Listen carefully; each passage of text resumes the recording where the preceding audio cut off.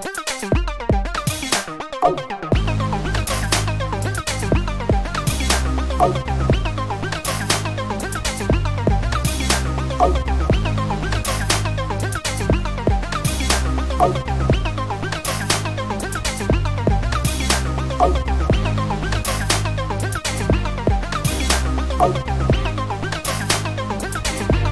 sure.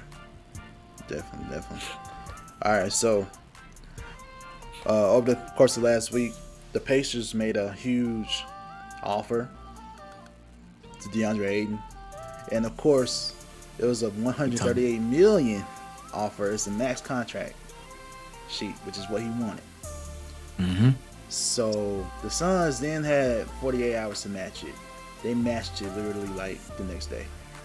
So Deandre Ayton, for right now,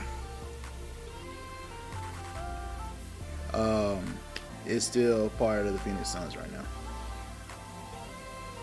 Okay.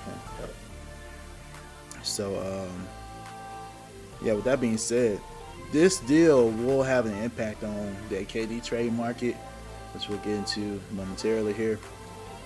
But, yeah, what you make of this? You know, the Suns actually matched the offer. And remember before, Deandre, he actually wanted this from the get-go. The Suns were kind of silent on it, you know. Mm-hmm. I guess they're just trying to see who would actually want him. Because once you put the qualifying offer out there, you can resign the player, you know. But now you see the Pacers really wanted Deandre Ayton. I mean, he would have been an asset to what they have going on, I guess. But if you think about it, I guess Miles Turner and Deandre Ayton would have been, I guess. I don't know. I guess I was trying to figure out why the Pacers really wanted Deandre Ayton. You know, especially after they traded Sabonis to the Kings. You know, I'm just trying to figure out how they're trying to build. You know, and that's how I'm trying to figure out. But either way, I think it's good that the Suns matched it, because if they didn't, he'll be going away from nothing. I still believe he could be potentially traded, depending on the relationship between him and Monty Williams, because I don't know if you remember this, but at the end of that last playoff game, he took DeAndre out, and apparently there's something that happened, but they kept it in-house, which is shout out to them for keeping it in-house. But it was definitely something that makes us think that maybe Monty Williams is not too fond of DeAndre Ayton. But I don't know. It's a lot you can literally get into. But this puts them at least $15 million over the luxury tax. They had to pay that, so it's definitely a hit on them. And because of this, he can't be traded until January 15th. Yeah. So that's why this cuts into the whole KD thing. But before we get to the KD, give me your thoughts on DeAndre Ayton, like remaining with the Phoenix Suns. I think it's a smart move from Phoenix to keep DeAndre Ayton, even if they're just going to utilize him as an asset in the trade market at some point, well, January. I don't think that this honestly, the DeAndre Ayton debate has been going on for roughly the past 2 seasons, whether he was going to get an extension or not.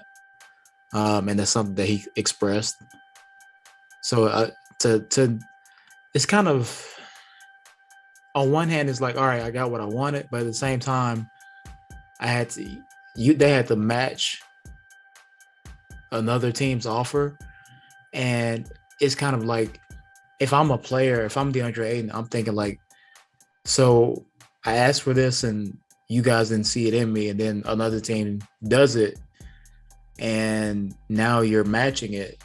It's like you see value in me now, but you didn't at first. It kind of feels, I feel like as a player, that would be kind of difficult to intake and process.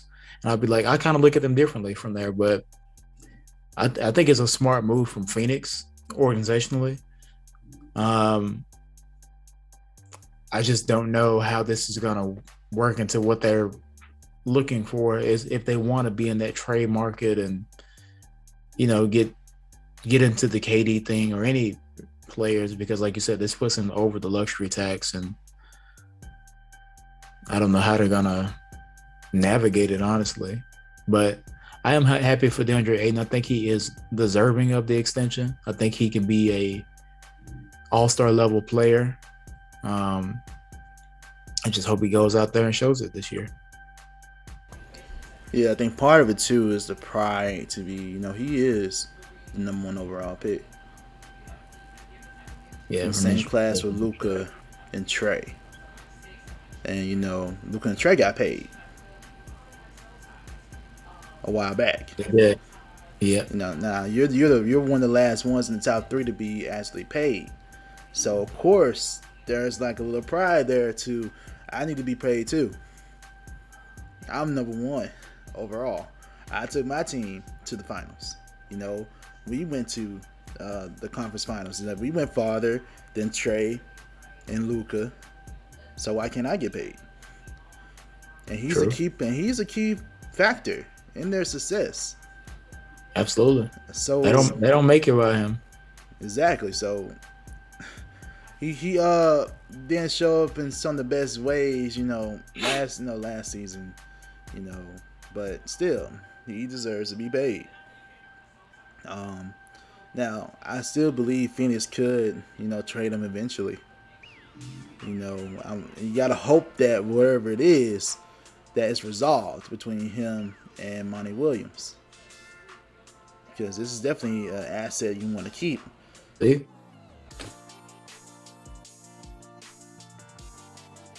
What up? Thank you for tuning in to the Swish Masters Podcast, and thank you to our sponsor, SS96. Visit ss96.net and use the promo code Swish Masters for 15% off. Yeah, that's right. You heard me right. 15% off on all store items. Hats, hoodies, t-shirts, whatever you need, SS96 has it. Also, don't forget to go and check out that music from Straight Stoner, produced by yours truly. You know what it is, Gut Gang, mobbing, sleepwalking. We out here. Thank you.